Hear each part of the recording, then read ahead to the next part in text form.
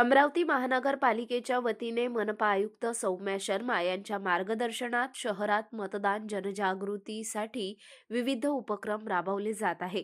मनपा शाळा अंतर्गत मतदार जनजागृती अभियान अंतर्गत चित्रकला स्पर्धेचे आयोजन करण्यात आले.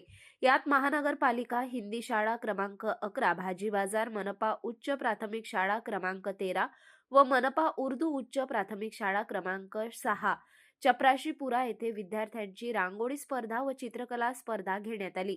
यावेळी विद्यार्थ्यांनी मतदान माझा अधिकार यावर आधारित विविध प्रकारच्या रांगोळ्या तसेच चित्रे काढून मतदान जनजागृती करण्याचा प्रयत्न केला. तसेच यावेळी स्वीप उपक्रमांतर्गत उपस्थित शिक्षक, पालक व विद्यार्थ्यांना मतदानाची शपथ सुद्धा देण्यात आली.